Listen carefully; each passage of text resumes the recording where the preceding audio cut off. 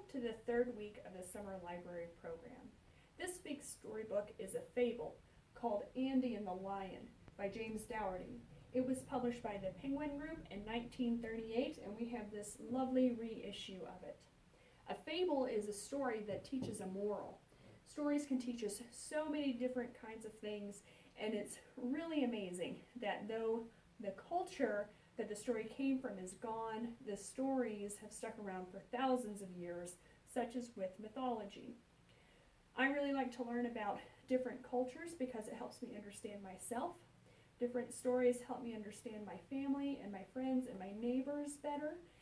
And I really like to read because it helps me understand experiences I may never have. In your bags today, you do have latex balloons.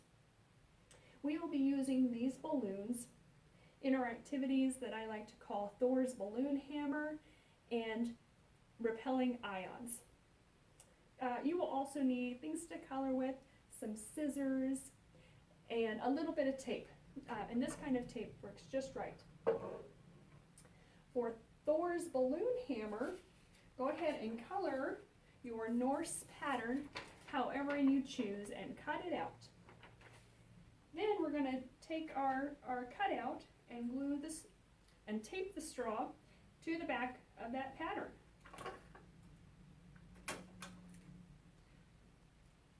Lengthwise. Okay, that part is ready. Now I'm going to take my yarn and I'm going to tie it to this doorknob.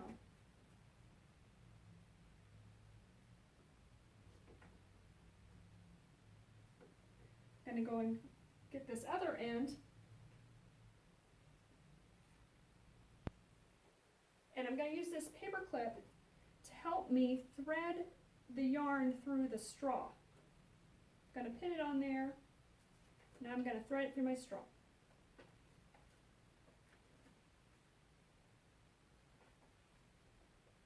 There we go. Okay. I'm not going to stand too far back, but I've got that part ready. Now I'm going to blow up my balloon.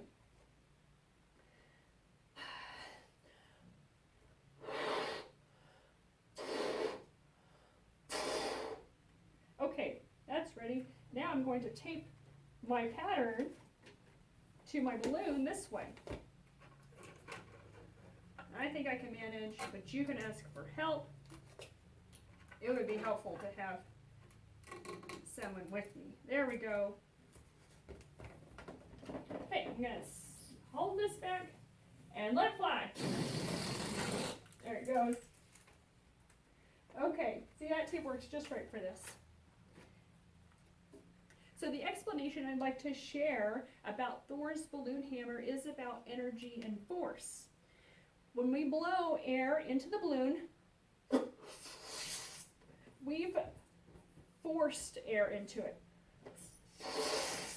And this material stretches and has energy that it wants to release. When we let it go, the air is forced out and the air propels the balloon down the yarn.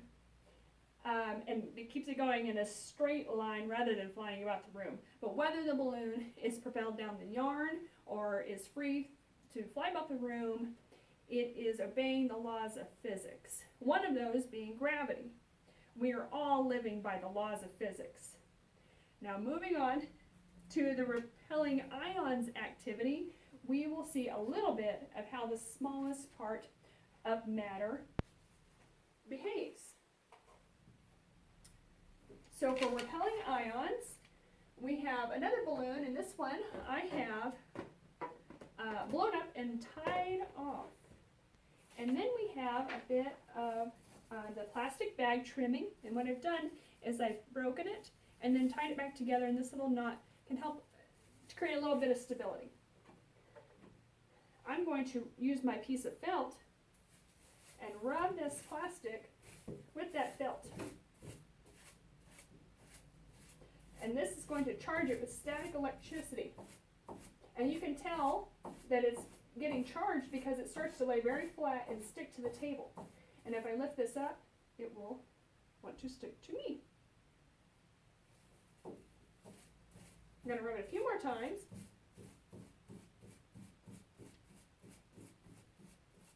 Okay, and now I'm going to take my balloon and I'm going to charge it with static electricity by rubbing it on my head.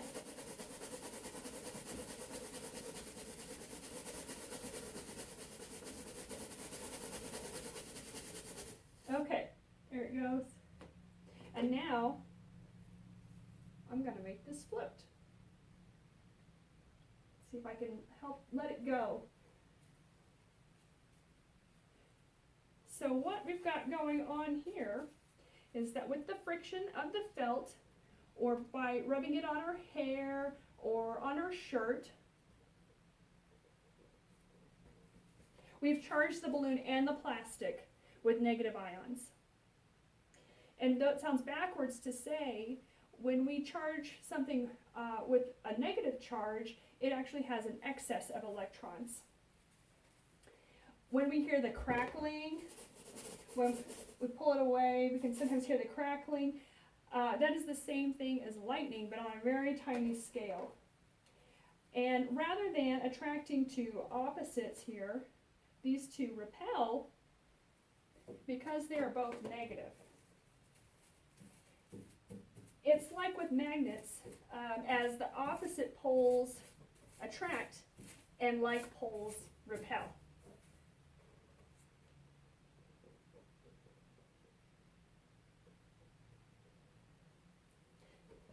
When we try to understand what's happening with these fun activities, we set ourselves up to try to understand more complex things with how things work in our world. I hope you have a good week.